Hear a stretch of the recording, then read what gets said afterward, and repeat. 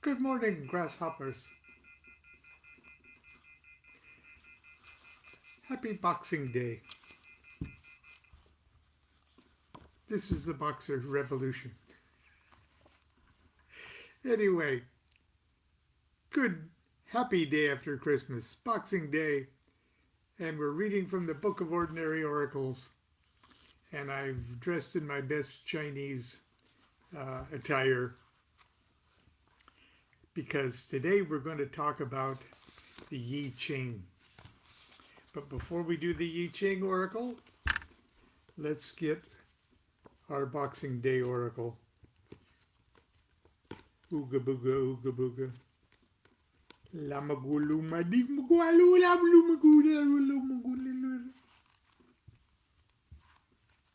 Whatever your question was, the answer is out of the frying pan into the fire. Sorry about that. Chapter 13. The Yi Ching. Little epigram. Nothing endures but change. And so we come to the final chapter of the Book of Ordinary Oracles. I hope you've enjoyed yourself and want to investigate this fascinating subject further. I confess that the final oracle we'll discuss is hardly ordinary. As a matter of fact, even though the Yi Ching could be considered an industrial strength supersized deluxe version of Koween, it's one of the most extraordinary oracles in the world. True to the theme of this book, however, I'll show you how to consult this oracle using some very ordinary things you probably have around the house. The first time I consulted the Yi Ching, I followed the complex directions of the traditional Chinese yarrow stalk method, clumsily manipulating 49 links of tiny wooden dowling instead of the traditional yarrow stalks. My first question was, Yi Ching, what are you to me? After the brief traditional ceremony and about a half hour of fumbling with the sticks, I received my answer. I looked it up in my John Blofeld edition. Question, Yi Ching, what are you to me? Answer, hexagram 14. Great possessions. He who possesses much, supreme success. Time seemed to stop when I read those words. I no longer felt alone in the room.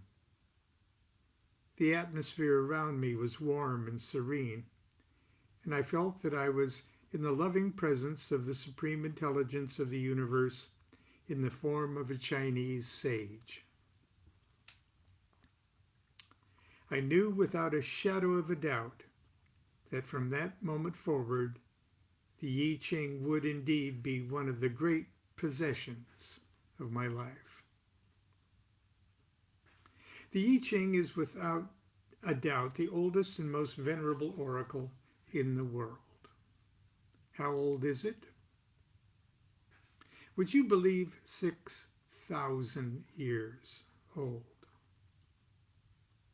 At least its roots can be traced that far back to China's legendary first emperor Fu Sai, 4000 BC. Fu Sai was quite a character, and I'll spell that for you, Fuhsi. And please forgive all my incorrect Chinese pronunciations. He was quite a character.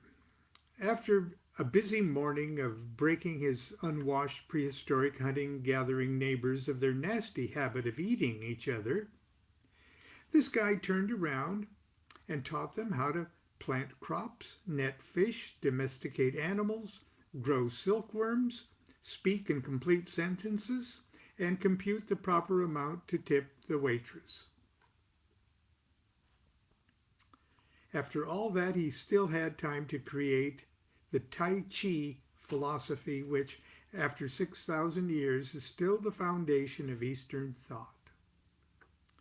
From Tai Chi to the martial arts, from Zen to Feng Shui, not to mention the unified field and superstring theories of modern physics. Fu Sai's greatest invention, however, was the concept of Koween. Now remember Koween in an earlier chapter? Got a question? Flip a Koween. Okay, that's not exactly true.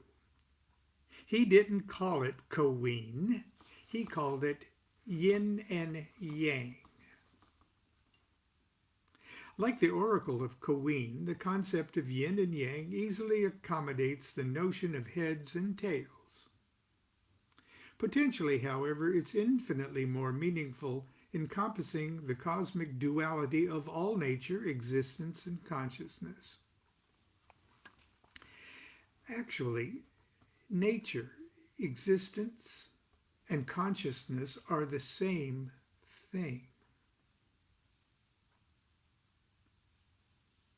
But you only realize that when you see beyond duality. Until then, you are faced with two very fundamental concepts that seem to be the key to everything negative, yin, and positive, yang. Fu Sai symbolized a yin as a broken line. Hang on for a second. I'll find you one of those broken lines.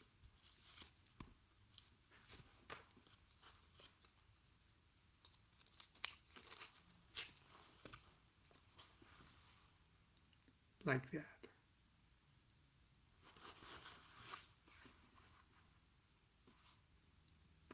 So he symbolized yin as a broken line and yang as an unbroken line. Thus, yin, yang is exactly the same as Koween's heads and tails. In fact, it may be that at the very beginning, that's just how it was treated, as a very simple means for answering yes/no questions. I can imagine the early experiments. Cue the Guijin music. Ancient Chinese villagers huddled around a communal fire to consult the oracle. They asked the question, "Will there be victory if we attack the neighboring village tomorrow?" With great solemnity, they throw an empty tortoise shell in the fire and wait for it to crack. That's probably what they really did at first. As they waited, they silently concentrate on their question, hoping the gods will hear their thoughts and affect the cracking of the shell. Finally, the shell cracks, and they pull it out of the fire to examine it. It is cracked in such a way that they conclude that the answer is yang. The villagers take this as a yes, because yang is unbroken, strong, and aggressive. The next day they gird their loins and confidently attack the neighboring village. Unfortunately, they get their butts trounced and have to retreat. After nursing their wounds, the survivors come together again. They figure that the oracle answered correctly, but they just interpreted it incorrectly. The strong, unbroken line of the oracle was trying to tell them that the enemy would be too strong to overcome. They agree that they should be more careful with the wording of their questions, and that they are likely to get more accurate answers if they use 2 tortoise shells. This time they word their question more carefully. 2 yangs will encourage them to attack. 2 yins will discourage them from attacking. If the first one is yang and the second one yin, that will mean probably yes.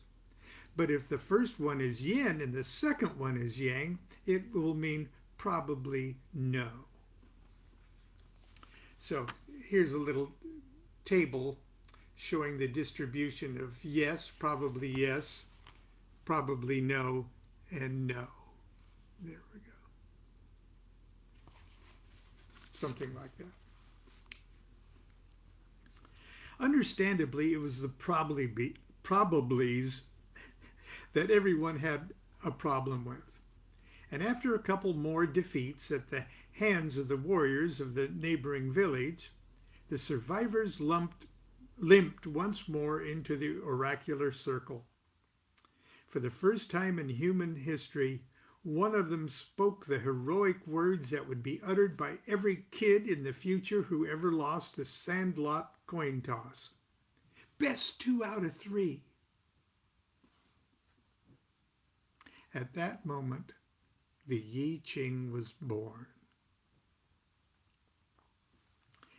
8 trigrams and 64 hexagrams. Now, if you own a copy of the Book of Ordinary Oracles, on page 151, which is the page that I'm about to read, we've got 2 tables there. There they are.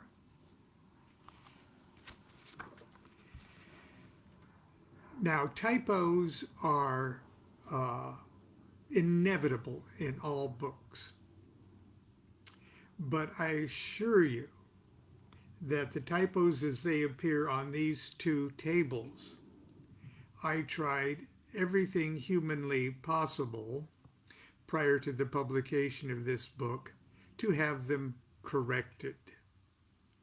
I've got the faxes to prove it, but it didn't happen. And right when I wanted kind of the most important little table for this section of the book to be correct, and made every effort to correct it, they're still horribly out of whack. So I posted this morning the correct one. It's on my site. Okay, you've got the correct ones that would replace table 9 and 10. So until a new edition of this comes out, that table is going to be your errata sheet. The 8 trigrams, and here's the trigrams. There's all the yes, no's, and maybes. And there's 8 permutation of those yes, no, maybes. 8 trigrams and the 64 hexagram. Tossing 3 tortoise shells in the fire may have been more expensive, but it added a sublime dimension of oracular process. First of all, it allowed for 8 possible fundamental answers, or tossing 3 tortoise shells in there. First of all, it allowed for 8 possible fundamental answers, each answer composed of the result from 3 turtle shell tosses. It's called a trigram. Obviously, this created more shades of possibility or probability to contemplate. But contemplation is a good thing where oracles are concerned. Besides, as time passed, the trigrams took on special meanings of their own, meanings relating to life, nature, and spiritual matters. Later, commentator King Wen tinkered a bit with Fu Sai's original arrangement of the trigrams, and gave us the names and general meanings we have today. The shapes of the individual trigrams are also suggestive of images, which adds yet another dimension to the process that is completely absent in simple coin flipping. In English, the 8 trigrams are translated mostly as follows. Now, if you'll look, we'll start here. If you look at the two in the first column there, we've got the lingam, which is all yangs, and the yoni, which is all yins. And in the Chinese would call that heaven, and we would call it earth. Then there's water, which is the moon. And there's fire, which is the sun. Then there's fire, which is thunder. And air, which is wind. And then there's earth, the mountain. And the yoni.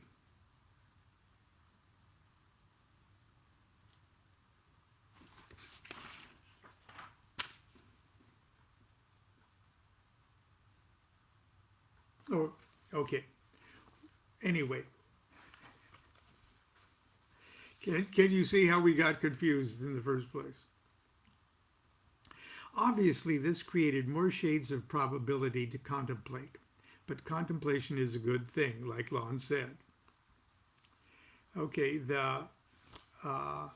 as the years passed, sages with obviously too much time on their hands decided to double the trigrams by stacking one on top of another, giving us 64 hexagrams. Each hexagram made up of the results from the 3 turtle shells being tossed 6 times. With more complex meanings and images, heaven over water, lake over fire, mountain over thunder, etc. Even Confucius got in the act, and he wrote extensive commentaries on the hexagrams and individual lines. When he was 90 years old, so the story goes, he told his friends that if he had another 90 years to live, he would spend it all studying the I Ching. Today there are many translations of the I Ching and many commentaries available. Some are easier to understand than others, but all are based ultimately on the disarmingly simple meanings of 6 lines, either broken or unbroken, how they are arranged, and how they change. And what do I mean by change? The I Ching is called the Book of Changes. As we learned in Chapter 2, the fortune teller's third secret is that there is no future to look into. There is only the great now. To this, the divinatory gods of the I Ching would add, and the great now is in an eternal state of change. The idea that life is in a state of constant change literally brought to life the I Ching oracle, and eventually gave it its name, the Book of Changes. In the I Ching, being is a continual process of becoming. If we must speak in terms of past, present, and future, then we have to say that everything is different from what it was a moment ago and will be different again a moment from now. How then can we hope to determine future events or conditions if all we have to work with is a now that is continually passing away? Before the days of computer-generated animation, professional cartoonists first drew sketches of action sequences on a large pad of paper.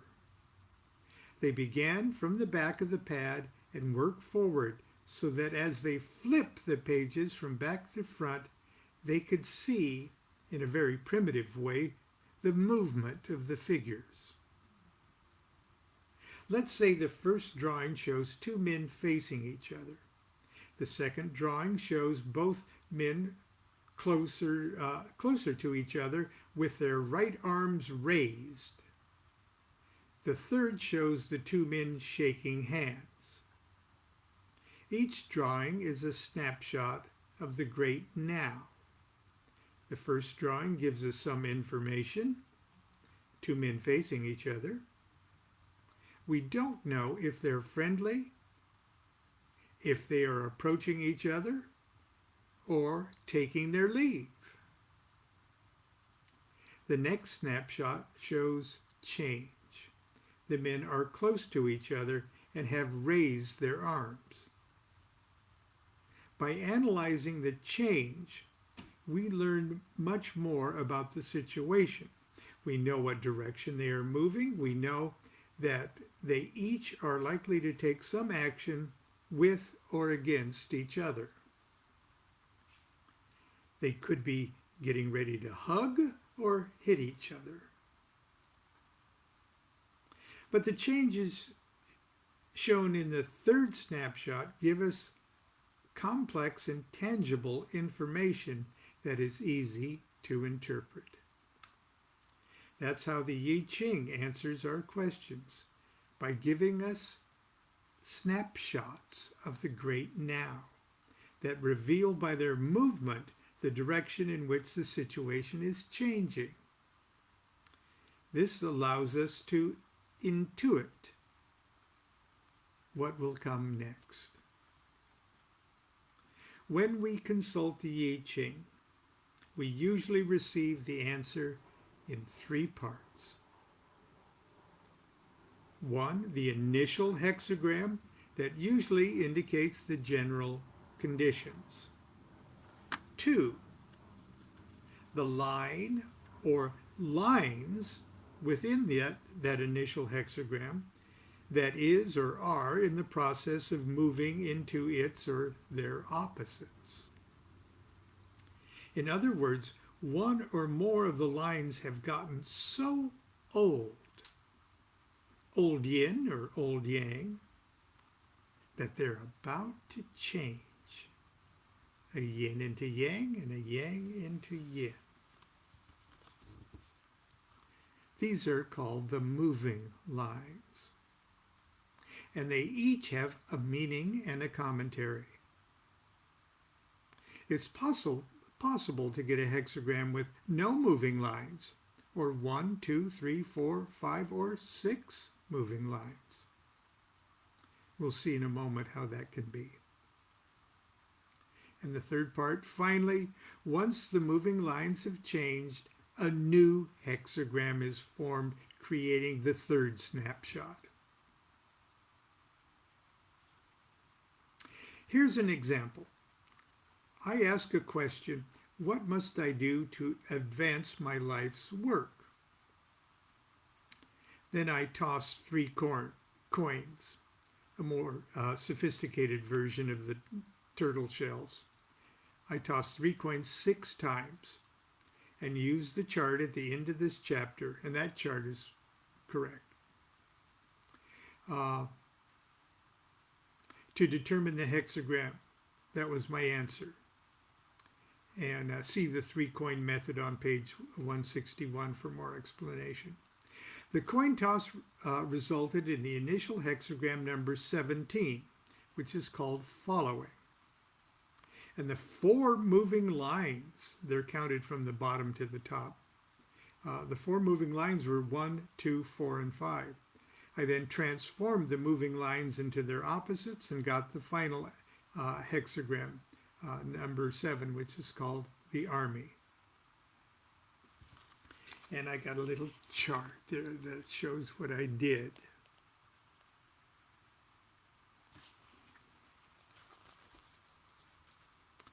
Now it's time to consult the text to get my answer. The text you see here is taken from my own paraphrased interpretation of the 64 hexagrams and all 384 moving lines, which I have narcissistically called the I Ching of Milo.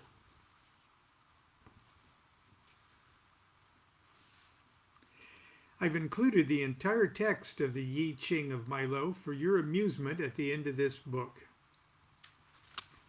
You lucky bastards. Okay, if you really want to learn more about the I Ching, I strongly advise you to become acquainted with a good scholarly translation, such as the one Richard Wilhelm and rendered into English by Carrie F. Baines. That's the Wilhelm Baines. It's got a great introduction by Carl Jung. It's a real treasure for lovers of the I Ching. Well, in my little question here, I first read the general meaning of the hexagram following.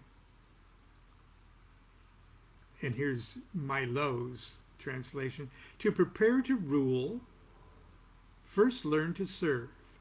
If you're a true ruler, it'll seem like a rest.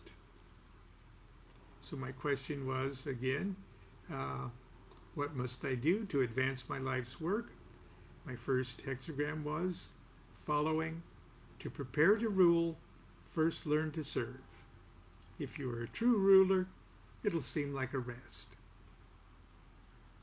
Not bad, it's good advice, but kind of like a fortune cookie. But I really get down to specific advice when I read the text for each of the moving lines. Listen to this. Moving line in the first position, or the bottom, reads, "You'll never learn anything hanging around your yes men and groupies. Get out and mingle." My moving line in the second position reads, "Good for nothing old chums chase away cool new people."